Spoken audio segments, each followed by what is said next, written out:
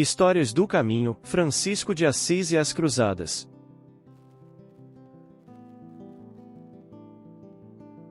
Somente o amor tem o poder de curar toda a dor. Francisco de Assis. Francisco de Assis desceu à terra em meio de enorme e terrível carnificina.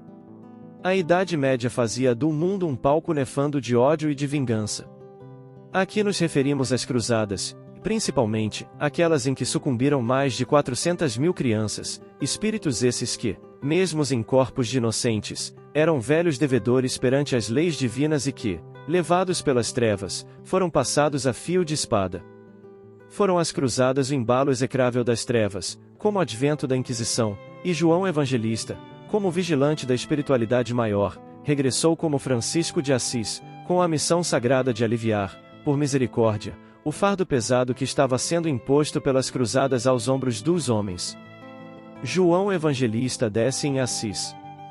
Anda nas ruas desajeitadas, mas analisa as almas dos dois planos, que transitam sem se perceberem umas às outras.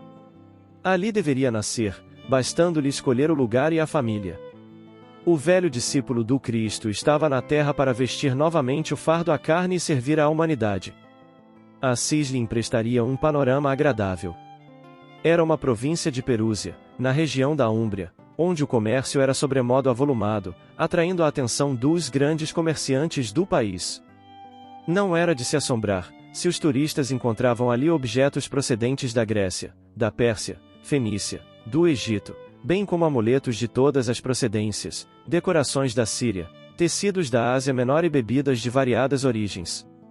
Era ali, onde se encontrava abastado o comerciante com a sua jovem família, em luxuosa mansão, o berço em que deveria nascer uma estrela, deslocada da grande constelação cristã no país da luz, que receberia o nome de Francisco.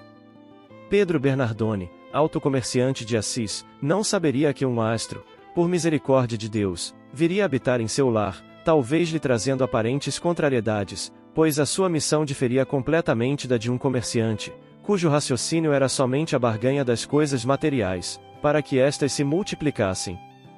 Seu futuro filho traria outra missão frente ao mundo conturbado e materialista, condenado e suspeito. O espírito João Evangelista escolhera aquele lar para renascer, não por causa do luxo, mas por estar ali um conjunto de almas que lhe tinham sido caras em épocas recuadas da história. Pedro Bernardone, certa noite, teve um sonho que ficou gravado com absoluta nitidez em sua consciência.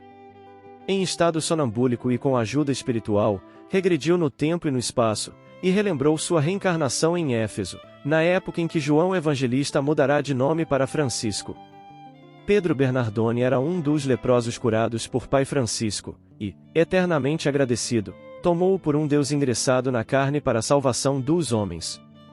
Pedro Bernardone não se esquecia de Pai Francisco depois deste sonho. No entanto, o nome de seu benfeitor ficará gravado no coração, com o maior respeito. E sempre dizia de si para consigo: se porventura alguém vier a me chamar de pai, este alguém se chamará Francisco. O calendário marcava 26 de setembro de 1182. O dia amanhecera mostrando límpido céu azul e o sol concedia seus raios nascentes, em diáfana claridade. Nascia Francisco, como Jesus, na pureza da natureza e na companhia singela dos animais. E Maria Piccolini recebeu o seu filho das mãos de Jarla. E falou com a maior ternura que uma mãe feliz possa expressar. O nome dele é João. Quando seu filho nasceu, Pedro Bernardone estava viajando, em função de seu entusiasmo, que não se arrefecia, diante do ouro que já possuía. Ao saber da notícia, explodiu de contentamento, já com velhos cálculos envernizados para o destino do seu filho. Queria educá-lo, mas acima da educação, instruí-lo acerca da economia. Fazê-lo nobre, mas que a sua nobreza fosse assegurada pelo ouro, para não se desfazer. O afoito comerciante ia se virando nos calcanhares, quando a voz branda de Pica se fez ouvir. Pedro querido, quero participar-te o nome do nosso filho, e sentiria a maior satisfação se aprovasses o que escolhi. Tive vários sonhos com ele, antes de seu nascimento, e o seu nome era João. Pedro, inquieto, corou na mesma hora, dizendo: não posso concordar que o nosso filho se chame João. Não me peça o impossível. Tenho um compromisso moral, de muito tempo, que de certa maneira está ligado a sonho. A mulher do rico comerciante, tristonha, silenciou, sem dar uma palavra. Jarla tentou interferir, mas Pedro a interrompeu. Obedece aos meus direitos de pai da criança. Não me peças o impossível. Já firmei na consciência esse nome, e ele, este bravo guerreiro, se chamará Francisco. Como um anjo em estado de repouso, Francisco, nos primeiros anos, obedecia mais ao comando mental de sua mãe, e recebia alguma influência de Jarla. Dos 7 aos 14 anos, a mente do pai passou a intervir mais, dividindo as influências. Dessa fase à maioridade, o pai assumiu a liderança e, daí em diante como espírito superior, ninguém o segurava. Era notório, na mansuetude dos primeiros anos de Francisco, o reflexo da sua genitora. A seguir, apresentavam alguns impulsos de seu pai, viajando com este para muitos lugares, conhecendo cidades famosas, e participando com ele do conforto e da fama. O rico comerciante de Assis estava eufórico, alimentando, no coração, a certeza de que Francisco, de fato, herdara as suas proezas de hábil permutador dos bens terrenos, na multiplicação do ouro e da prata. Francisco era espírito livre, desconhecendo, desde criança, força que não pudesse dominar. Encantava-se com os pássaros, e admirava os peixes e as árvores. Logo cedeu aos convites de seus colegas da mesma idade, e se fez um grande seresteiro nas ruas de Assis. A sua fama fê-lo visitar outras cidades vizinhas, para cantarolar nas ruas, no silêncio das madrugadas. A bebida, que não lhe tomava os sentimentos, era simples complemento da alegria. As conversações que travava com os seus colegas eram de alto teor, tanto que todos o adoravam, e quando Francisco não aparecia, tornava-se noite para todos os seus companheiros, fugindo-lhes a alegria. O campo era o lugar mais apreciado por ele, onde gostava de fazer excursões a cavalo, nos dias de folga. Contava histórias que lhe vinham à mente e alegrava-se em ouvi-las dos que faziam o mesmo. Ser livre era o ideal do seu coração. Certa feita, o pai começou a aborrecer-se com ele, percebendo o modo como tratava os empregados e o cunho de sinceridade que demonstrava aos fregueses. Chamou-o à ordem, querendo demonstrar-lhe que a verdade comercial é diferente da verdade do coração, sendo uma incompatível com a outra. Se assim continuasse, se arriscaria a prejudicar a posição financeira que desfrutavam em Assis e em toda a Itália. O rapaz ouviu silenciosamente, sem que o seu íntimo participasse das ideias do pai. Tivera a oportunidade de conhecer, junto ao pai, cidades e países onde o roubo e a mentira eram frequentes e o fingimento, o sinal mais evidente do bom comerciante. Aparentemente, ainda tolerava alguma coisa, mas, no íntimo, não suportava a podridão que fermentava dentro da cabeça dos homens, incluindo seu próprio pai. Sendo difícil para ele conviver com aquele estado de coisas, tinha ímpetos de renunciar e partir da própria casa onde morava. Os fatos espirituais exerciam sobre ele grande influência, tanto gostava das histórias de Jesus que sua mãe e Jarla contavam, como sentia uma saudade atávica da época do mestre, como se tivesse participado intimamente de todos os detalhes de sua vida. A sua mente era um fulcro de ideias intermináveis, parecia um desfile constante de pensamentos, entre os quais ele escolhia os mais agradáveis, os que mais se coadunassem com os seus sentimentos. Notava-se uma claridade diferente em torno dele. Naquela hora, ele estava encontrando com Deus. Pondo-se de joelhos, falou com benevolência. Pai Celestial, sinto que nasci para alguma coisa, nesta terra abençoada sou como ave solitária, que o cansaço fez descer nesta região. A cidade de Assis acolheu-me com carinho e nesta mansão desfruto do luxo, o ouro convida-me a extravagâncias, que meu coração desaprova, intentando convencer-me de que o meu caminho é diferente, e que devo fazer alguma coisa em favor dos surdos e cegos que andam comigo. Pai de todas as coisas, que devo fazer? Onde devo pisar? Que de comer? Qual deve ser a minha maior preocupação? Alivia, meu Deus, esta guerra que eclodiu na minha frágil mente. Eu quero a paz. Francisco estava inundado de luz. Era o encontro do mestre com o discípulo. O jovem escutava com serenidade, dentro de si. Francisco, sê dócil, meu filho, aos teus irmãos. Ajuda-os sem os violentar, e compreende, sem exagero, que o trabalho é demorado. A igreja precisa do teu trabalho, da tua vivência e do teu sacrifício, não para reformá-la de uma só vez, mas para fazê-los com continuados exemplos e a ajuda de milhares de trabalhadores. Aquela voz suave e grave, meiga e ao mesmo tempo enérgica, branda e atrativa, de um poder sem limites, introjetou no campo mental de Francisco todo o arsenal doutrinário das instâncias de luz. Operavam-se em Francisco grandes mudanças. O pai já estava preocupado com ele, que por vários dias de nada cuidara, somente andando conversando com servos empregados, não dando atenção, como antes, às ordens de Pedro Bernardoni. Despertava-se nele a sua real personalidade, bem como a conscientização do que deveria fazer. Era como se outro Francisco estivesse surgindo. Francisco ganhará, há anos atrás, um evangelho. E tanto se afeiçoara a ele, que dele não se separava nem para dormir. Maria Picalini e Jarla, juntamente com Fole, tinham saído para um curto passeio. Pedro Bernardoni estava descansando, porque era uma tarde de domingo. Francisco foi entrando na mansão, pensativo. Cumprimentou o pai, disfarçando a tristeza. Boa tarde, papai, como vai o senhor? Vou bem, filho. Quero muito falar-te, não posso esperar mais. Estou aqui há horas, à tua espera. Desculpa-me, papai, não sabia. Olha, Francisco, não estou compreendendo o modo pelo qual tu estás te conduzindo, a tua mudança me estranha. Parece que não te interessas mais pelo comércio, como dantes. Conversas constantemente com os servos, deixando transparecer alegria e bondade. Ficas horas a fio dialogando com capatazes, com mulheres e por vezes crianças, sem que eles respeitem a tua posição de nobre. Como teu pai, peço-te que te afastes desses tipos imundos. Eles vieram ao mundo, meu filho, para nos servir, qual os bois, os cavalos, os cães. Se te compadeceres exageradamente do sofrimento desses homens, nivelar-te-ás com eles e acabarás sendo um deles. E assim Pedro Bernardoni continuou. Quero também que saibas de uma coisa com bastante urgência: não podes dar a qualquer pessoa algo do que nos pertence, sem a minha ordem. Ainda estou vivo, e, essa linha de conduta, é bom que apliques igualmente, no futuro aos teus filhos, se os tiveres. Francisco ouvia tudo pacientemente. O filho de Pedro Bernardoni quis levantar e protestar veementemente contra as ideias do pai, no entanto, o bom senso fê-lo quieto.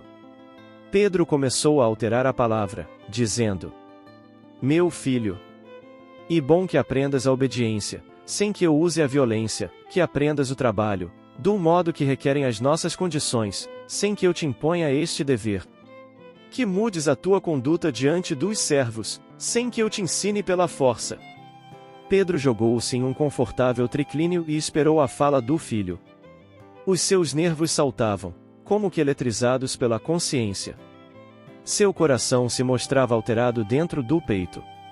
Francisco, pressentindo o desespero do pai, argumentou com brandura: Papai, estou encontrando dificuldades para começar a responder-te. Para mim, são sagrados os laços de família, entretanto, os laços com a verdade o são muito mais. Acho que o homem nobre, consoante conceituas a nobreza, nem sempre faz o que quer, mas sim a vontade de aquele que está nos céus. Francisco respirou profundamente, deu uma volta em torno do pai, e argumentou sem cansaço: Não quero que libertes os cativos, mas sim, que os trates com mais humanidade. Minha mãe e Jarla são um exemplo de virtude. Por que não procuras um tempinho para ouvi-las? Seria isso para ti, um grande tesouro, se não uma luz que espalharia as trevas da ganância que te envolve. Francisco silenciou-se. Pedro Bernardoni saiu do afogo, balançou a cabeça e, como que jogando fora as ideias do filho, berrou estentoricamente: Cala-te! Cala-te, Francisco! Se não te parto ao meio. O rapaz olhou para ele compassivamente, dizendo: Vou calar-me, papai, não por medo, mas por já ter terminado o assunto. O pai avançou em sua direção e esbofeteou o seu rosto várias vezes, mas o filho somente derramou lágrimas de compaixão. E saiu pisando duro em demanda de seus colegas de usura, que já o esperavam para uma reunião, que se dava todos os domingos à noite. Francisco se deitara pensando no seu destino. Pensava, já que não podia ser útil no próprio lar e ajudar seu pai, poderia ajudar sua terra natal, que entrará em guerra com a Perúsia. Um homem pode ser útil também na guerra, defendendo a região a qual pertence. Quem sabe deveria ser, mais tarde, um grande general. Mas, pegar na espada para matar? Isso era contrário ao seu modo de sentir as coisas, contudo, não tinha outra saída, não poderia ficar parado, maltratado por seu pai, que não compreenderá seus ideais. Poderia, com a sua ida à frente de batalha, ganhar nome, e, pela fama, defender os sofredores, aliviar os cativos, e até matar a fome dos necessitados. Estava resolvido, iria alistar-se na cavalaria. Iria como nobre, para defender a nobreza de caráter do povo de Assis. Roma tomara-se um grande império feudal e o seu crescimento fê-lo enfraquecer, eram cidades e mais cidades querendo libertar-se das condições impostas pelo Estado reinante e Assis era uma delas. Daí a semanas, Francisco era um soldado, empunhando armas nos campos de batalha. Sua mãe e Jarla quase enlouqueceram com a ideia de Francisco ser miliciano, de pegar em armas, de matar e não podiam compreender.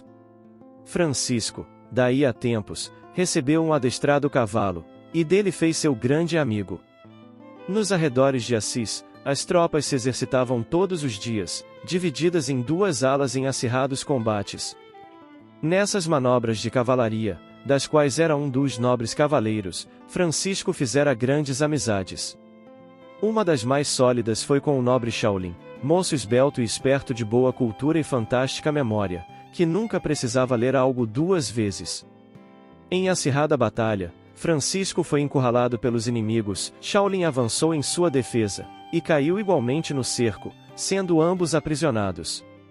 Foram atados a uma árvore, até que cessasse o combate, após o que foram levados como presos valiosos. Suas vestes denunciaram que eram nobres.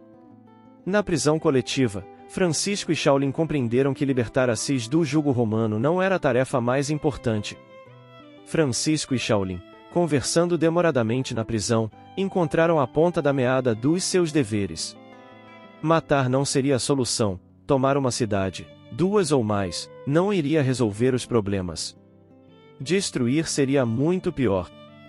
Vamos, Shaolin, disse o filho de Bernardone, analisar mais profundamente o Cristo, e segui-lo, que jamais erraremos. O filho de Pica, mesmo na prisão, sentia-se livre, pelo muito que estava recebendo da graça divina. No entanto, o maltrato a que não estava acostumado fê-lo definhar, perderá quase por completo o sono e o único ruído que emitia era a tosse, que incomodava os outros prisioneiros. Francisco foi removido do cárcere, devido ao seu estado, e em seguida foi solto, favorecido por leis que garantem o ser humano, nas horas em que o desequilíbrio assoma ao mundo biológico. Francisco regressou à casa desfeito e combalido. Os bacilos de Có, que não eram conhecidos naquela época, invadiram-lhe os tecidos pulmonares, numa guerra interna, na qual iriam se destruir mutuamente. Apesar disso, seu regresso foi motivo de alegria para todos, menos para Pedro, que jamais esperara que seu filho voltasse derrotado como um nada, na soma dos valores da família, atribuindo tudo isso à influência de sua mãe e da velha grega. Francisco, entre a vida e a morte, delirava. Pica e Jarla não saíam da cabeceira do rapaz, e intercalavam os xaropes com orações. O moço de Assis emagrecera assustadoramente, mas, enfim, numa manhã, um tanto quanto renovado, abriu os olhos. Parecia estar voltando de uma grande viagem. Daí a algumas semanas, via-se Francisco andando apoiado em um bastão, no grande quintal da mansão, e a moçada de Assis não o deixava a sós. Francisco era amado por todos, principalmente pela juventude. Francisco, já bem disposto, pensou em alistar-se na cruzada, pois nela ia a defender uma causa nobre, e em Assis havia um posto de alistamento, do qual o bispo fizera chefe por ordem do Papa Inocêncio III. Deveria ser intuição divina, pois até se crianças estavam se alistando, abandonando seus pais para servirem cegamente a Deus à causa da igreja. Por que ele, um rapaz, não faria o mesmo? Francisco era alma impetuosa em suas decisões, todavia, vibrava em seu coração a obediência às leis de Deus. O filho de Dona Maria Picalini estava inquieto, preocupado com o que deveria fazer. Tinha se alistado em defesa de Assis, terra que o receberá como filho do coração, onde depois fora derrotado e preso, jogado numa cela qual um cão. A violência dos milicianos que o prenderam e que não respeitavam os seres humanos fazia-o lembrar-se de seu pai. Meditou demais nas guerras religiosas como, por exemplo, nas cruzadas, que já duravam muitos anos. E por quê? Por causa de um sepulcro vazio. Lembrou-se fortemente do Evangelho, se não de Jesus, e pediu a Deus, no íntimo d'alma, para lhe clarear o caminho, ora duvidoso. Entrou como em ligeiro sono e ouviu uma voz, a mesma voz sua companheira, que lhe falou nestes termos: Francisco, constrói a minha igreja. Francisco, constrói a minha igreja. Francisco, constrói a minha igreja. E Francisco, na vigília, ora no corpo, ora fora dele, tomou a perceber como um cântico dos céus: Meu filho, auxilia a igreja, que está enfraquecendo nos seus mais sagrados pilares, porque a verdade está sendo distorcida em demasia. Francisco, reforma a minha igreja, ajuda-a a reconsiderar o que fez, tomando outros caminhos melhores, mais justos e mais brandos. E quando quiseres a minha companhia, sabes onde estou? Estou ao lado dos que ajudam por amor. Eu estou, Francisco, onde quase ninguém me busca. A voz, antes meiga e dominante, viva e presente em todo o corpo de Francisco, se desfez no cosmo como por encanto. Ele, estonteado, voltou a si, como se estivesse chegando de uma grande viagem. Passou as mãos no rosto e olhou para os lados, procurando alguém cuja presença pressentia, mas nada viu. Francisco chegou à casa abatido, ainda sentindo o corpo como um aparelho frágil, porém, intimamente, ouvia o rugir do leão como uma força descomunal começava a crescer dentro do seu coração, que se aliava à sua lúcida inteligência, era a volta do Cristo pelas vias da sua consciência. Entrou em seus aposentos, e em vez de se deitar em sua luxuosa cama, deitou-se no chão, removendo para o lado o grosso tapete, a fim de sentir o piso duro na própria carne, como os sofredores, como os escravos em corrigenda. A sua mente era um fulcro renovador. Francisco levantou-se consubstanciado no amor e na caridade, procurou seus familiares. Abraçou a mãe, beijando-a como de costume, e também Jarla, abraçando-a na candura peculiar dos anjos. O jovem iniciou com elas uma das mais sérias conversas de sua vida, decisão que iria repercutir, ainda que ele não soubesse, em milhares de pessoas e mudar o destino de muitas criaturas. Francisco falou com simplicidade e mansidão. Tomei uma decisão definitiva para a minha vida. Estava enganado, quando me alistei na guerra de Assis com a Perúzia, guerra essa como todas as outras, que objetivava unicamente a usura, o egoísmo e o orgulho, que depreciava o ser humano. Fui chamado para uma guerra, porém diferente da dos homens, para a guerra de Deus, onde o que ele verdadeiramente quer é a luta permanente comigo mesmo, em que eu possa induzir os outros a fazerem o mesmo. Trata-se de guerra para introduzir a paz na consciência. Sei que serei perseguido, maltratado, difamado e desprezado, não importa os homens, quero ficar com Deus. Quero seguir os caminhos de Jesus Cristo e ser abençoado por Maria Santíssima, quero, minhas irmãs, ter paz na consciência, por cumprir o meu dever de homem reto, de homem justo, que faz do amor a sua melhor arma de combate. De hoje em diante me considero livre dos bens terrenos e de família, de parentes e amigos, que não entenderem as minhas resoluções. Não quero, se me permitis, nem herança de nome, ficarei com o simples Francisco, e se os céus permitirem, o sobrenome de Assis, onde devo começar a trabalhar sem demora. Jarla olhou para Francisco, e viu que ele estava envolto de luz, olhou para Pica e viu que ela também havia percebido isso e que seus olhos vertiam grossas lágrimas, sentindo no coração a realidade do que ouvirá. Saiu do palácio agradecido a seu pai, mesmo ausente, Agradeceu à querida mãe, a Jarla e a Fole. E saiu da casa de seus pais. Como a voz lhe tinha pedido para reconstruir a igreja, tomou como ponto de inspiração a pequena igreja da localidade, de nome São Damião. Saiu pedindo de porta em porta, não mais como nobre, porém, como homem comum, como filho de Deus e discípulo de Cristo, ajuda para reconstruir a pequena igreja, contando o ocorrido com ele. E quase todos iam lhe ofertando o que podiam para a reconstrução da velha casa de Deus. E neste ingente esforço, apareceram muitas mãos para ajudá-lo no empreendimento e, cantando louvores ao Senhor, por aquele entusiasmo, sentiu no coração que aquele caminho era por excelência o seu roteiro, o da reconstrução, o de levantar alguma coisa caída, de laborar no engrandecimento da fé e da obra de nosso Senhor Jesus Cristo. Pedro Bernardoni, quando viu seu filho, que criará com orgulho, pedindo esmolas, sem nem pelo menos escolher onde pedia, ferveu-lhe o sangue nas veias e quase perdeu a cabeça. Mostrou aos 2 servidores, a quem eles deveriam raptar, e foi para a mansão esperar o resultado, já com tudo preparado sobre o que deveria fazer. Daí a 2 horas, chegaram os seus homens com a presa dentro de um grande saco, ainda amordaçado. Francisco foi levado para o porão do palácio, onde o pai o libertou à luz das candeias. Pedro Bernardoni pensava que ia encontrar o filho envergonhado e abatido diante dele, entretanto, este saiu de dentro do saco dizendo: "A paz seja contigo, meu pai. A paz de Deus e de Jesus Cristo." O pai olhou para Francisco com ódio redobrado, e falou agressivo: "O teu lugar é aí, até que o tempo possa te despertar para a realidade da vida. Queres viver de sonhos, como o pássaro, sendo homem? Que o teu Deus se compadeça de ti." Fechou a porta e saiu alterado na sua personalidade, gritando para sua mulher e Jarla, que logo vieram correndo: "Não quero que tirem esse moço da cela, ele deve ficar preso até a minha volta, que não sei quando se dará. Quem não cumprir as minhas ordens pagará caro pela desobediência."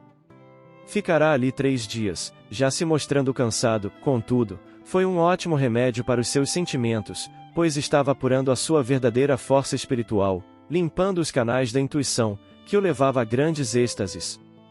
Sua mãe, Jarla e Fole não suportavam mais o sofrimento, ao verem Francisco naquele estado de desnutrição e obediência às forças das trevas, e em uma manhã, Dona Maria Picalini acordou resoluta, falando às 2: "De agora em diante, não obedeço mais às ordens do meu marido, ele está passando dos limites e a tolerância começa a se transformar em aceitação cruel, que falsifica os bons sentimentos."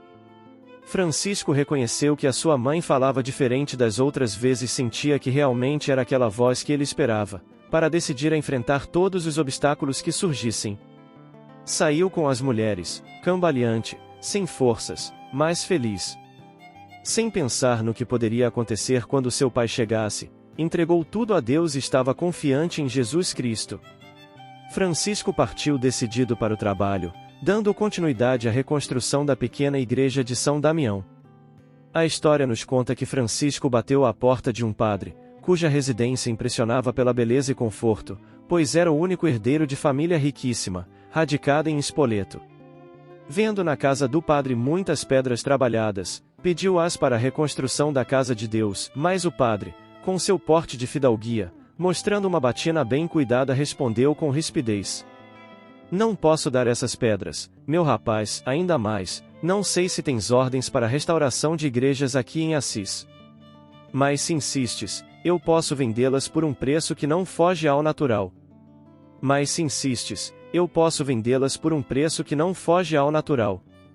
Entretanto, após receber o dinheiro de Francisco, o padre sentiu-se envergonhado, lembrou-se da sua missão diante da igreja, do juramento que fizera com a mão no Evangelho, colocando mentalmente o Cristo no coração. Sentiu-se impaciente dentro daquela casa e, naquela noite, pediu aos servos para dormir junto a eles, ao lado do palácio, em tosca cabana, onde não existiam catres, mas capim moído, acomodado em grandes sacos, cujo pano fora obra dos próprios escravos nas horas de folga. O padre sentiu-se feliz, estirado em uma enxerga, onde o odor não era dos melhores. Os escravos nada diziam pelos sons dos lábios, temendo o patrão, mas pensavam: será que o padre ficou perturbado? No entanto, o vigário estava renovado de atitudes. Mãos inchadas e ainda quentes, procurou Francisco, e o encontrou trabalhando e cantando de alegria na restauração da igreja de São Damião. E, com ele, muitos outros companheiros, afinados para o trabalho que os céus convocara. Francisco notou que o padre chegará de mansinho, pedindo licença com humildade, dizendo: Filho, venho ao teu encalço em busca da paz que não tenho. Fui acusado pelo tribunal mais rigoroso do mundo, o Tribunal da Consciência. Não sou digno de ser sacerdote de Cristo, e em breves horas devo abandonar esta batina para aliviar as tensões do meu íntimo e meditar o que devo fazer na vida e da vida. Quero e há muito tempo sinto que preciso do Cristo em mim, no entanto, esqueci como os discípulos de Jesus viviam, as renúncias aplicadas por eles, a renovação interior neles verificada e a educação dos impulsos inferiores que nunca exercitei, por não encontrar talvez estímulo onde me ordenei sacerdote. Todos ficaram emocionados com a resolução do padre, e Francisco sentiu-se imensamente gratificado com o fruto das suas atitudes em defesa da Igreja e da própria doutrina cristã. Dirigiu-se ao sacerdote com simplicidade, pegou as suas mãos bem tratadas.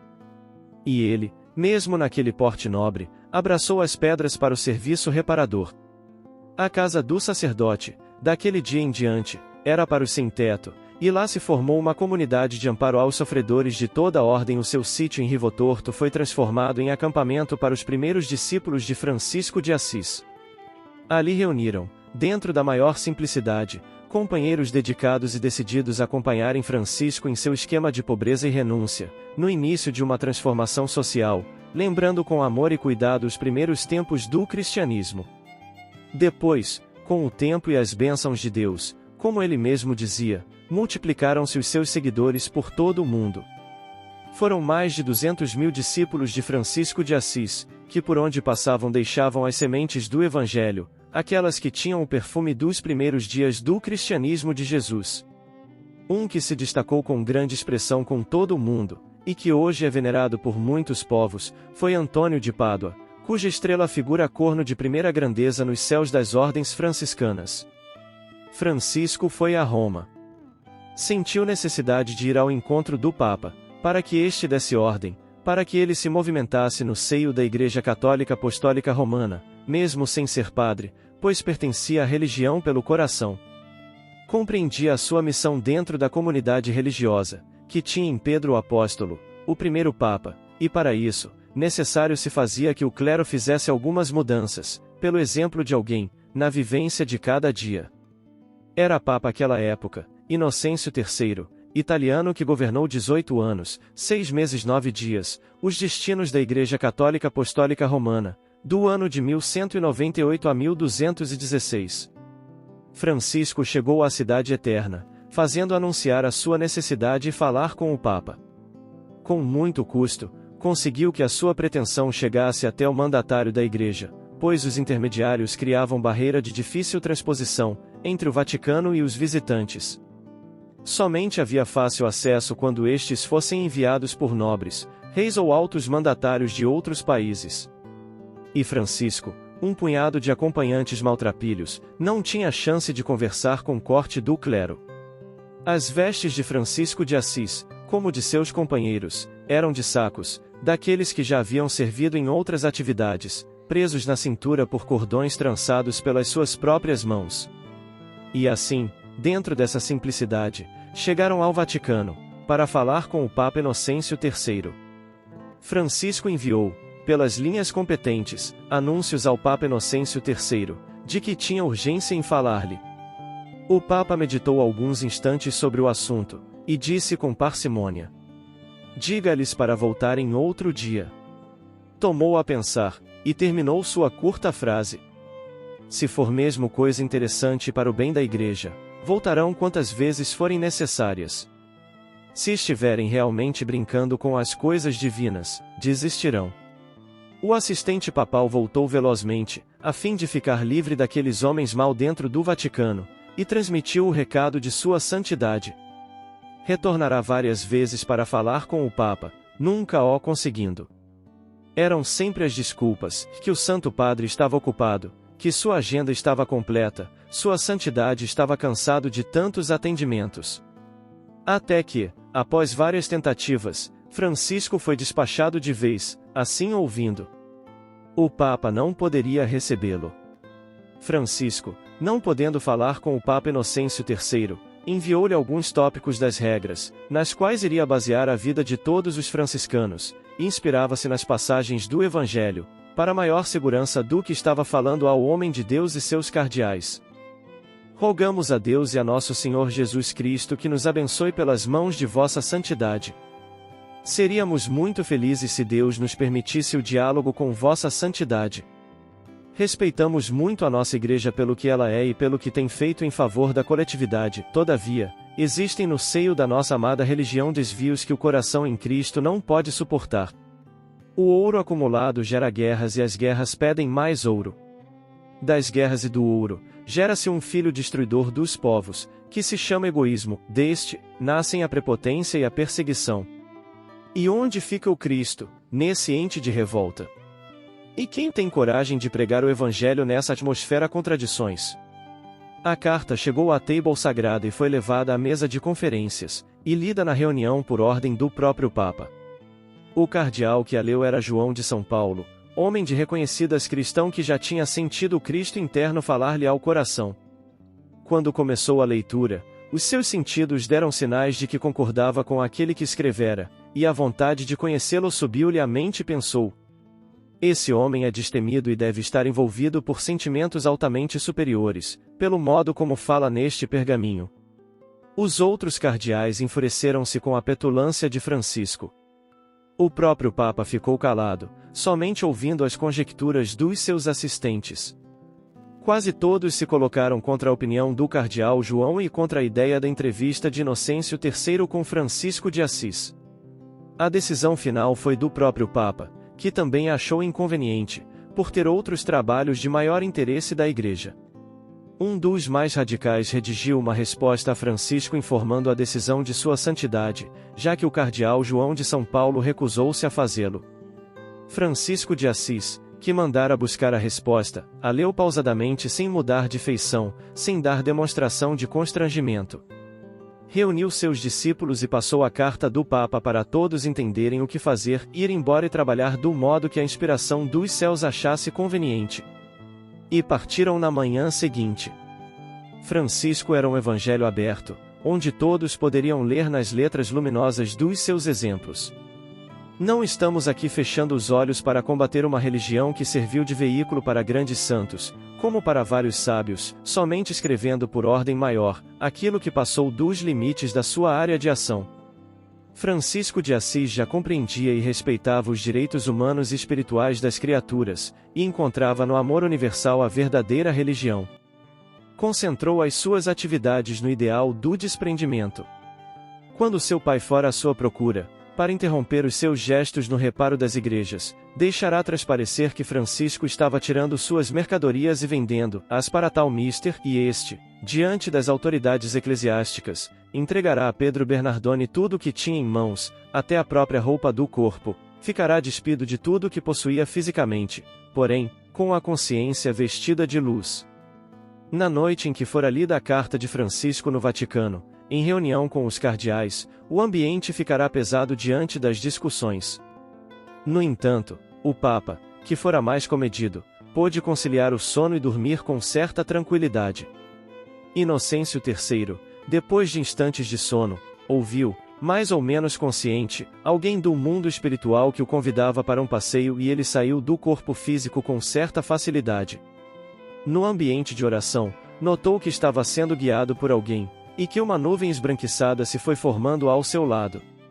Era um espírito que fora Papa no ano de 142 e que ficará no poder 11 anos, 8 meses e 28 dias. Era o irmão Telésforo. Luzes confundiam a visão de Inocêncio III que, quando viu aquele personagem a confundir os seus sentidos, buscou as suas vestes para beijá-las e ajoelhou-se a seus pés. Pediu, chorando, proteção para a sua cruz, que carregava com muita dificuldade na terra, e a direção da comunidade católica do mundo inteiro. Telésforo, imponente e majestoso, com o olhar sereno e o coração imantado de amor em Cristo, pegou as mãos de Inocêncio, como as de uma criança, e falou-lhe ao coração com brandura e carinho. Meu filho, variadas vezes tentamos falar-te pelos meios que a vida nos oferece. No entanto, na hora em que Deus quer mostrar-te a sua vontade soberana, a tua vaidade, Inocêncio, interrompe o curso das leis naturais. Inocêncio.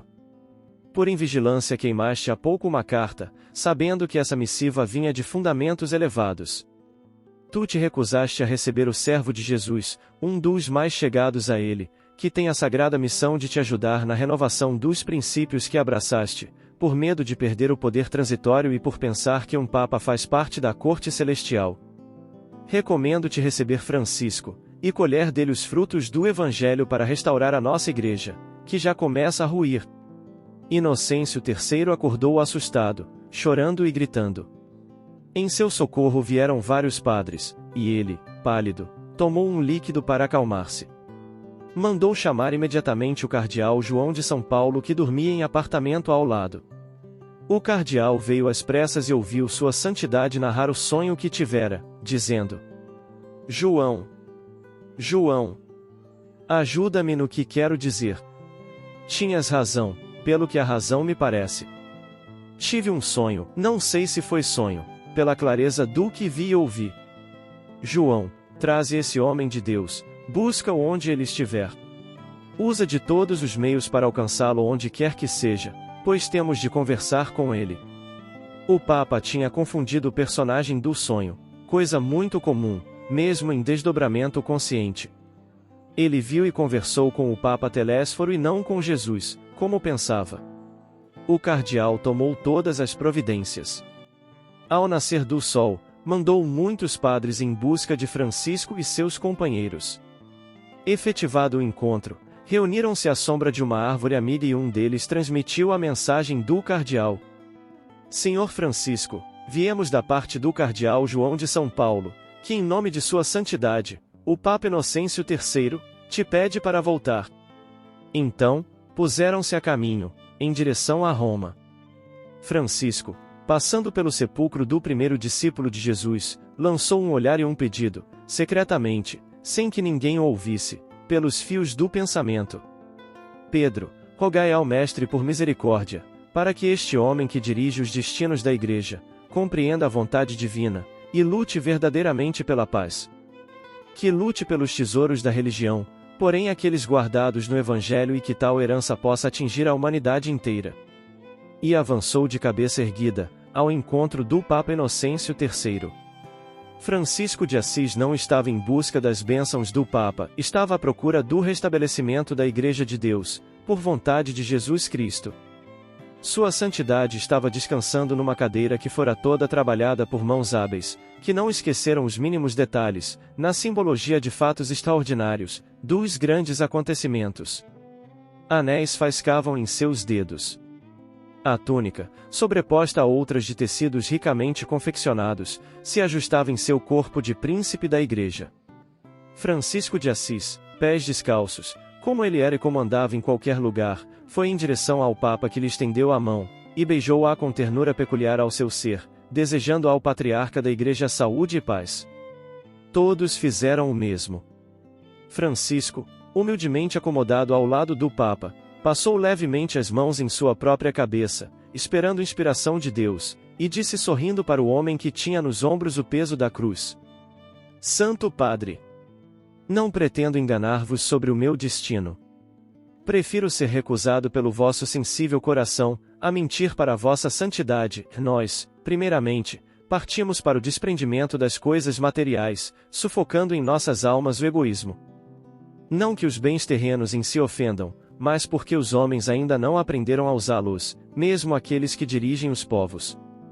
Queremos viver na pobreza, uma pobreza digna do que todos os enfermos, velhos e crianças, queremos manter a vida e a defendê-la onde ela surgir por misericórdia de Deus. Nós, Santo Pastor, estamos idealizando, e já começamos a viver dentro de uma sociedade onde ninguém é dono de nada, e todos têm com o que viver. Não devo e não posso vestir capa e túnica, enquanto meu irmão do caminho anda nu.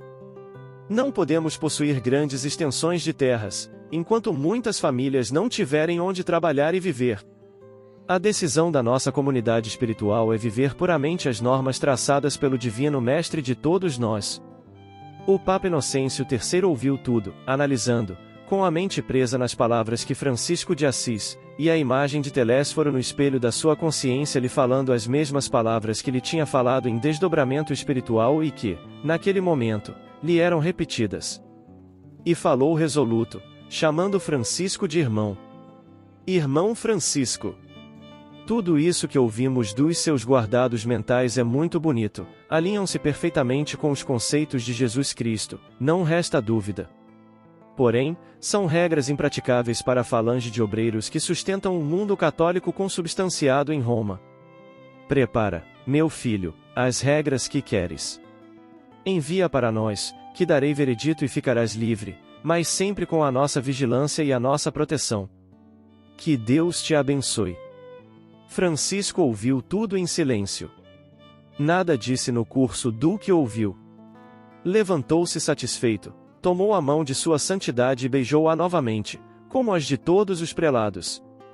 Houve um rebuliço no Vaticano, em reunião secreta, contudo, depois, os cardeais se asserenaram, com a palavra bem posta do cardeal João de São Paulo, que argumentou: Meus irmãos, se esse homem nada de mal fez, nem vai fazer, está cooperando com o bem que devemos realizar. Por que não o deixar prosseguir em seu caminho, que todos sabemos ser de espinhos? Oremos por ele. Francisco saiu pela porta Salária em direção à Campina Romana pela Via Flamínia, direcionando-se para o norte. As notícias da ordem dos irmãos menores e de suas regras de vida corriam o mundo. A cada dia que se passava, avolumava-se o número de discípulos, integrando-se a ela grandes nomes, desde que obedecessem às regras estabelecidas. O plano maior de Francisco e seus cooperadores era trazer o Evangelho de Jesus à vivência das criaturas, era desprendimento sem miséria, amor sem apego e perdão sem conivência, era fraternidade com respeito, caridade com discernimento e divisão dos bens nos lugares apropriados, e sempre trabalhar para viver do suor do rosto. Era liberdade com responsabilidade, alegria nas coisas santas e energia sem violência. Era compreender e escolher o bem sem ostentação. Para o clero estabelecido e edificado no mundo, o programa da comunidade era um absurdo, ninguém poderia viver daquela forma. No entanto, nem todo o clero era contra. Alguns cardeais, bispos e padres encontravam nos planos de Francisco de Assis a salvação para a Igreja Católica Apostólica Romana, enxertada em sua doutrina de preceitos altamente espirituais, de preceitos humanos e transitórios. A religião de Francisco de Assis é o amor, por ser ele um cidadão universal, na influência de Deus e nas mãos de Cristo. À noite, todos estavam reunidos em um rancho à guisa de igreja, feito pelas próprias mãos dos frades menores, nas cercanias de Assis. Eles o construíram com uma rapidez de relâmpago, cantando e conversando sobre as ideias mais elevadas que a vida poderia ofertar à humanidade. Antes de Francisco entrar, desceu os joelhos ao solo, e disse com emoção: Obrigado, Senhor. E levantando-se, acrescentou: Não mereço tanto. E se for do agrado de todos, eu sugeriria que começássemos hoje, agora, como sendo a inauguração da nossa primeira igreja em Assis, casa de Deus essa feita pelas vossas próprias mãos. Foi na igreja de São Rufino o primeiro encontro espiritual de Clara com Francisco. Ele, naquela noite memorável, se dispusera a falar aos irmãos de Assis. Francisco, vivendo na mesma cidade em que nasceu essa moça encantadora, a conhecia desde menina, pois também era de família abastada. Porém, o empuxo espiritual destes dois seres somente se deu, quando ele falava no templo de São Rufino. Francisco e seus discípulos começaram a andar, pregando o Evangelho de Nosso Senhor Jesus Cristo. E, por vezes, pediam de porta em porta para abastecer a comunidade e doar aos pobres que encontravam ou que iam bater às suas portas. Nada era deles, pediam e davam. No entanto, na hora de pedir, doavam algo de espiritual para os doadores de coisas materiais, não se esqueciam do sorriso, da gratidão, e ainda oravam por eles, quando estavam em conjunto. Desde o dia em que falará na igreja de São Rufino, Francisco não esqueceu mais os olhos de Clara, que o fitavam na mais alta emoção que os sentimentos podem manifestar. Certa tarde, encantado com a natureza, saiu cantarolando uma canção observando os pássaros, sem se esquecer de contemplar os céus. Sem que esperasse, sentiu uma mão pousar de leve em seu ombro, e dizer: "A paz seja convosco." Ele, que estava quase em êxtase, tomou noção de si mesmo e olhou. Era Clara, acompanhada por uma servidora da sua casa, que logo se desfez. Clara, sem condições de conversar, deu a entender que ele falasse alguma coisa, e o filho de Bernardone usou da oportunidade, sem rodeios, cordial e sincero: "Clara, minha filha, somos nascidos nesta terra acolhedora e bendita.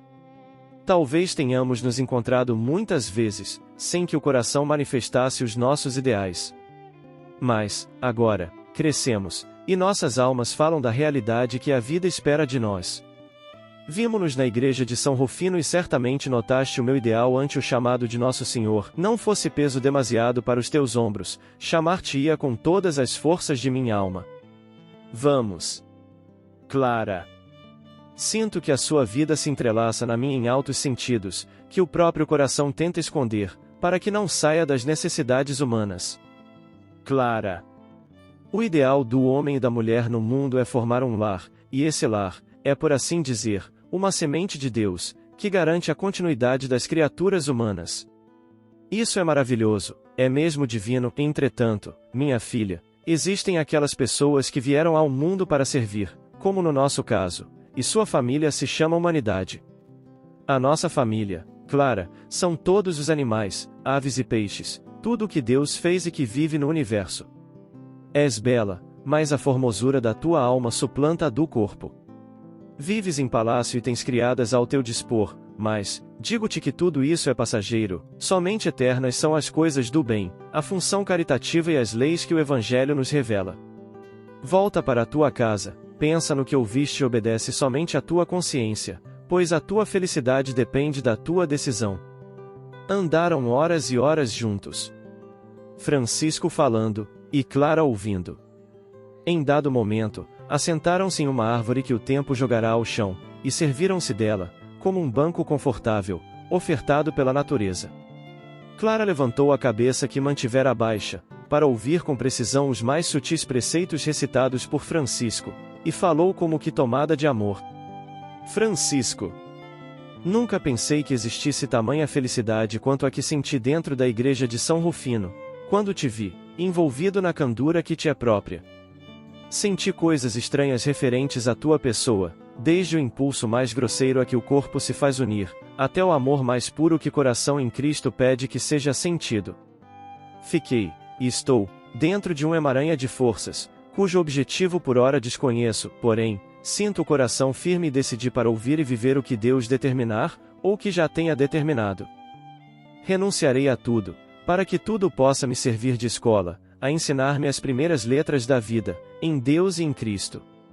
Depois de longas conversações, os dois se despediram, inflamados de alegria espiritual, e Francisco partiu cantando hosanas ao Senhor por mais vitória de Cristo nos caminhos do mundo.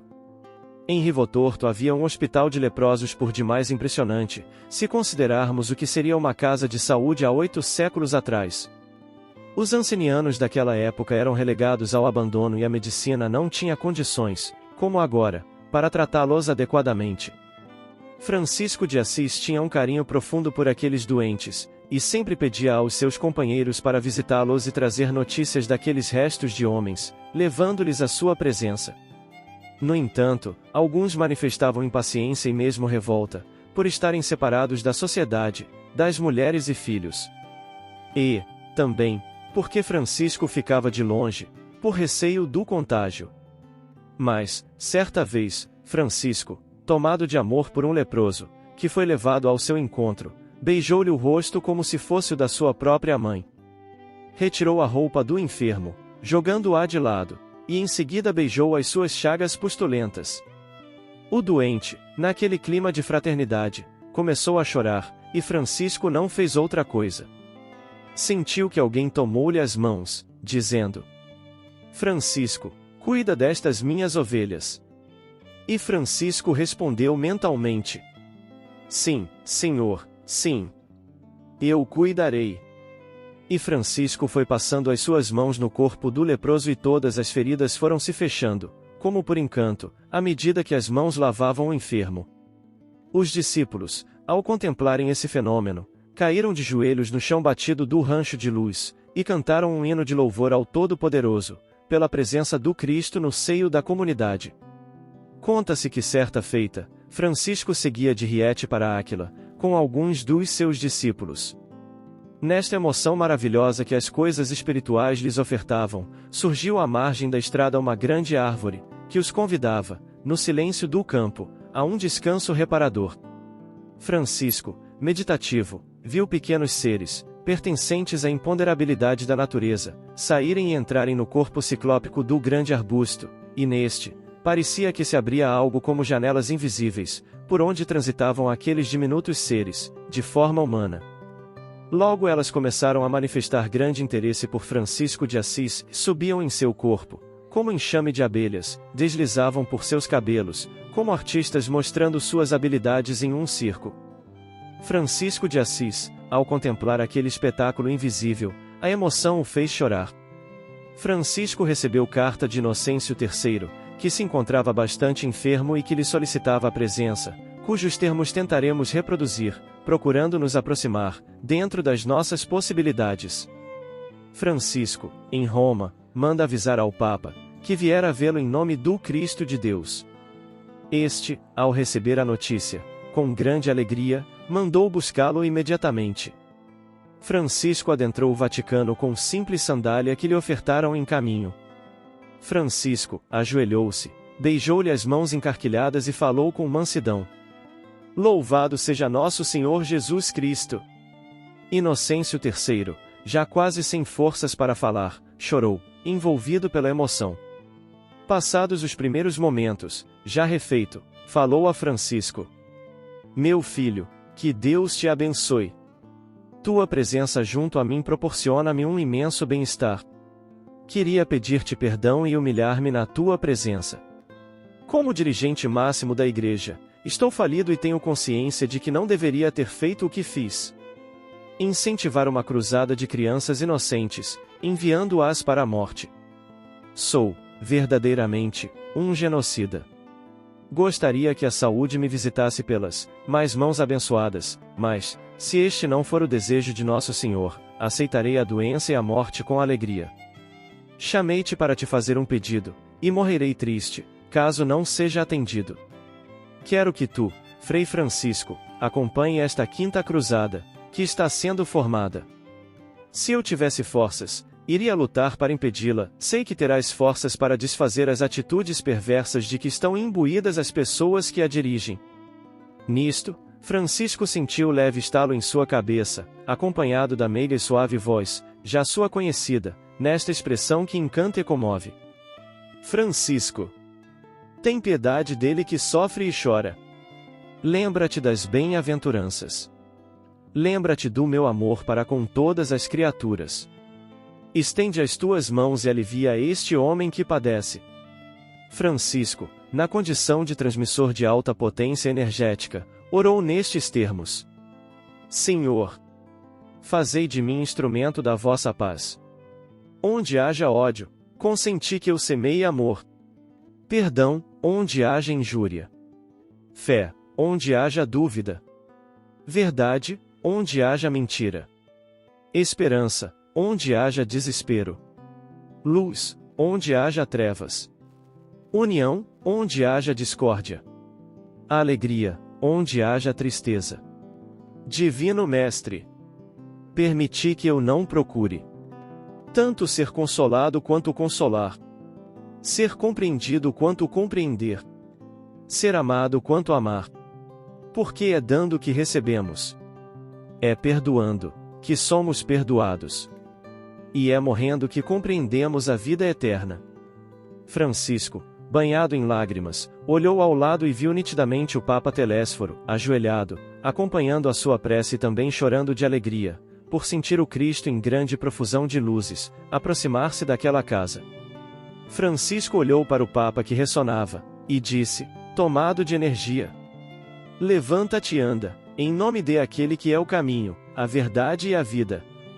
Inocêncio III acordou assustado, falando: "Eu vi Jesus, agora eu vi Jesus." E começou a andar pelo quarto, livre das enfermidades e das chagas que já tomavam o seu corpo. Em pranto, debruçou-se no ombro de Francisco com gratidão e respeito, falando brandamente: "Pai Francisco, tu é que deverias estar no meu lugar. Que Deus te abençoe sempre." É bom relembrar que os discípulos de Francisco, depois de instruídos por ele por vários meses em Rivotorto, Porciúncula, e mesmo no Rancho de Luz, partiam em todas as direções da Itália, e ainda para países como França, Alemanha, Espanha e Portugal, para daí saírem para o mundo. Certa vez, Francisco, emocionado com tanta gente ansiosa pela sua palavra na palavra de Cristo, começou a pregar o Evangelho. Em dado momento, o Melro regressou, dirigindo um bando da mesma espécie, milhares de pássaros, todos cantando e voando em tomo da multidão, ficando a voz de Francisco abafada pela cantoria. Francisco calou-se. Os pássaros redobraram-se em cantos, todos de uma só vez. A certa altura, os sons tomaram-se estridentes demais para serem suportados, e a multidão já se inquietava. Francisco, em um gesto de amor à natureza divina, na expressão divina daquelas vidas em evolução, levantou os braços para o alto, e em tom de humildade, falou aos melros com delicadeza: "Meus irmãos, eu lhes peço, com toda a humildade de meu coração, no grau em que posso ofertar-lhes, com toda a paciência naquilo que posso lhes dar, com todo o amor pelos poderes do Mestre Jesus, que se calem um pouco, para que eu possa falar do Evangelho a esse povo que está sedento da palavra de Deus." Os pássaros silenciaram-se, espalhando-se pelo chão e pelas árvores, e Francisco recomeçou o seu sermão, tendo como templo a Mãe Natureza. Pai Francisco lembrou-se do pedido de Inocêncio III, para que fosse a uma das cruzadas. Fosse qual fosse o seu interesse, ele, Francisco, tinha diretrizes marcadas na própria consciência sobre o que deveria fazer, em consonância com o Evangelho de Nosso Senhor Jesus Cristo. A cruzada não tinha sentido, nem condição de avançar, principalmente naquele momento, em que iria conversar com o sultão Camel, e tentar interferir nos seus conceitos sobre o Santo Sepulcro. Infelizmente, o frade do Cristo não foi ouvido e a cruzada foi totalmente destruída, derrotada e espezinhada. Morreram milhares de criaturas, que derramaram sangue em troca da defesa do Santo Sepulcro, onde não existiam nem as ideias de Jesus. O sultão já tinha mandado cortar o pescoço de vários discípulos de Francisco, para que o povo sentisse a sua força e o seu poder. Entretanto, Francisco de Assis teve desassombro de ir ao encontro do sultão Meleque Eucamel com um dos seus discípulos, pela autoridade que o amor lhe condena. Durante a longa conversa, o sultão teve, várias vezes, vontade de beijar as mãos de Francisco de Assis, pela sua humildade e seu interesse pela paz da coletividade. Depois que Francisco partiu, o sultão ficou muito tempo em meditação, examinando o que ouvirá daquele homem de Deus. Notou que não doía mais o velho ferimento que tinha debaixo do braço esquerdo e que muito fazia sofrer. E logo deduziu: foi aquele homem. Ele é um enviado de Alá. Francisco de Assis tinha grande interesse em ficar no Oriente, principalmente onde nascerá o Mestre incomparável, mas quando somos instrumentos da verdade, nunca fazemos o que queremos, e sim, a vontade de Deus. O poverelo volta a Assis, onde for implantado o coração da comunidade franciscana, tendo Porciúncula como a Igreja-mãe e o Rancho de Luz, como universidade de aprendizado mais profundo sobre o Evangelho de Nosso Senhor Jesus Cristo. A notícia da chegada de Francisco espalhou-se como um raio, e todos foram visitá-lo com alegria. Francisco sentia saudades de alguém que ainda não vira depois de sua chegada. Clara sentia, igualmente, um aperto no coração, com a falta de seu pai espiritual. Quando viu, os sentimentos não suportaram, faltou-lhe a voz, os olhos se fecharam, e a emoção fê-la sentar-se. Naquele dia, conversaram por horas a fio, trocando ideias e estabelecendo planos para o bom andamento dos trabalhos desenvolvidos por ambos. Francisco de Assis subiu ao Monte Alverne. Para ele, a morada excelente era mesmo a natureza, os seus dons se dilatavam de maneira divina, ouvindo e entendendo as vozes em muitas dimensões. Seus discípulos já eram muitos, e espalhavam-se por muitos países, pregando e vivendo o Evangelho de Nosso Senhor Jesus Cristo. Pai Francisco não precisava estar junto deles para falar-lhes. No fim de sua vida missionária, Francisco estava muito doente, principalmente dos olhos. O Monte Alverne, situado nos Apeninos, banhado pelos rios Arno e Tibre, era envolvido em fluidos superiores. Ali, Francisco refazia suas forças de vez em quando. Esse monte que se encontra na Toscana, parece ter sido preparado pela natureza, qual acontecerá à ilha de Patmos, para receber João Evangelista. Igualmente, a região fora escolhida para calvário das maiores emoções de sua vida missionária, região esta que Pai Francisco elegera para o exílio por amor a Jesus, já que não fora expatriado pela vontade dos homens. Ali se escondia o poverello em uma caverna, como se estivesse em uma mansão. Quando era acompanhado, os frades menores ficavam à distância, não que ele exigisse, mas por respeito ao mestre que entra em êxtase ou conversava frente a frente com o mundo espiritual, em diálogos demorados. Certa feita, cheio de cuidados, Filipe, um dos componentes da ordem, foi às bordas da caverna, onde estava Pai Francisco que, já por 15 dias, sem comer e sem beber, não dava sinal de vida. Os outros 2 discípulos ficaram orando com receio de o companheiro interromper o estado de graça do cantor Assis. O Monte Alverne foi, por assim dizer, o calvário do poverello de Assis. Foi lá que ele teve sua maior emoção espiritual na vida, onde recebeu a graça que tanto desejara. As chagas do Mestre. O poverello já pedirá a Jesus que antes de voltar à pátria espiritual desejaria sentir as suas chagas no próprio corpo, o que para ele seria uma bênção, a coroação dos seus trabalhos nos caminhos do mundo. Multidões de pessoas iam a Assis, procurando onde estivesse, para ver de perto as chagas do Cristo, que Francisco ostentava nas mãos, nos pés e no peito. Ele sofria dores nos ferimentos, como se também tivessem sido provocados pelos cravos e pela lança. Todavia, nunca reclamava, não saía do clima da alegria nem blasfemava. Recebia tudo aquilo como um cântico de esperança, que transformava a dor em paz. Com o passar dos dias, Francisco sentiu vontade de ir para Riete, e os seus companheiros de jornada evangélica o satisfizeram, levando-o com todo o cuidado que deve ser dispensado a uma alma que somente canta o amor. Parava aqui e ali, para abençoar a multidão, e em seus lábios riscava-se permanentemente um sorriso, denunciando a alegria dos sentimentos junto ao povo daquela cidade que pastoreava. Somente naquela passagem curou inúmeras pessoas enfermas, inclusive um cego de nascença, que saiu pulando de alegria, qual o cego de Jericó, quando tocado pelas mãos de Jesus.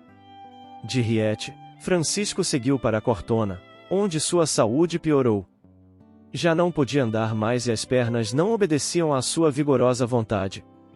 Hospedado em casa de um confrade, curou a sua filha paralítica. Na mesma residência era visitado por 3 cães, que vinham todos os dias lamber as suas chagas, e ele sentia com isso grande alívio, agradecendo a visita dos animais. Os pássaros não o esqueciam e, nas árvores e nos telhados das casas próximas, cantavam anunciando o novo dia, e por vezes entravam pela janela, indo pousar em seu peito, alegrando-o com seus estridentes cantos. Quando notou que seu estado piorava cada vez mais, e sentindo que se aproximava o momento de sua despedida para o mundo espiritual, Francisco manifestou vontade de ir embora para Assis, sua terra natal. O seu corpo abrirá-se todo em chagas e tinha de ser levado com muito cuidado.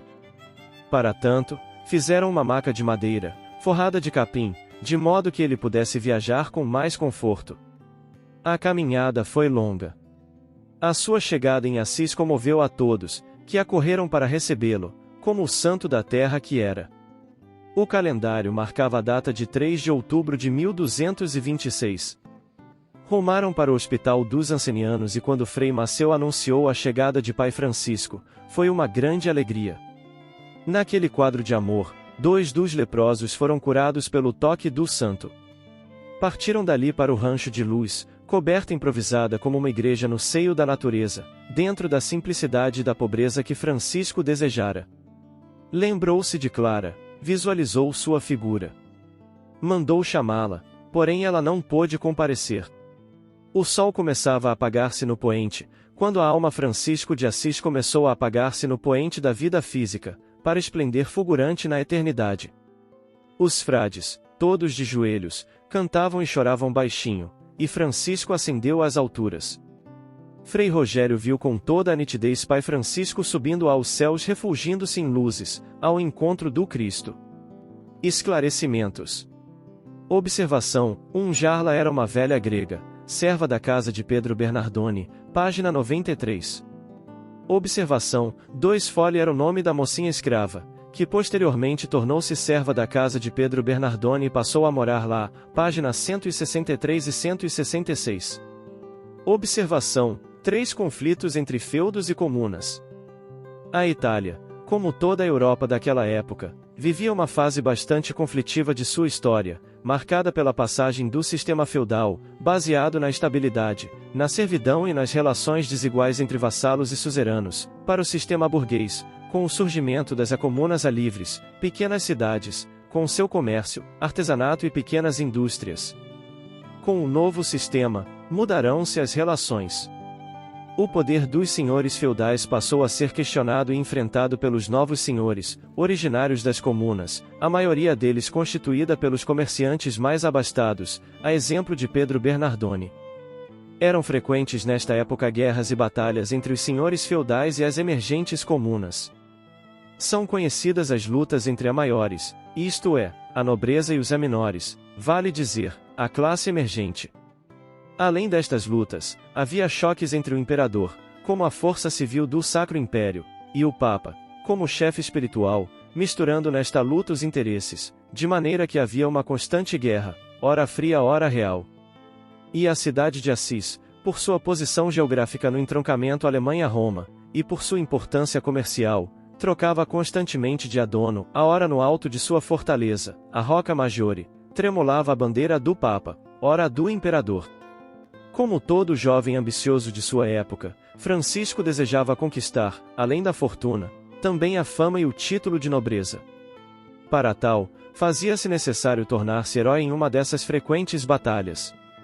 No ano de 1201, incentivado por seu pai, que também ansiava pela fama e nobreza, Francisco partiu para mais uma guerra que os senhores feudais, baseados na vizinha cidade de Perúzia, haviam declarado contra a comuna de Assis.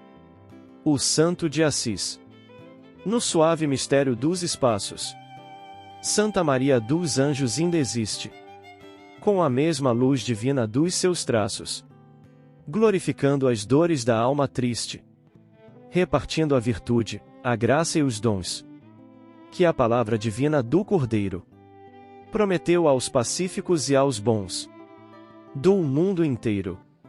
Uma nova porciúncula, dourada. Pelos astros de mística alvorada. Aí se rejubila. Sob a paz de Jesus, terna e tranquila. Derramando no além ignorado. Os sonhos de virtude e perfeição. Daquela mesma umbria do passado. Cheia de encantamento e de oração. À luz dos sóis da etérea natureza. Numa doce e ideal Eucaristia. O esposo da pobreza. No seu manto de amor e de alegria. Ainda abre os braços para os pecadores. Irmão Sol, irmãos anjos, irmãs flores. Não nos cansemos de glorificar a caridade imensa do Senhor. Sua sabedoria e seu amor.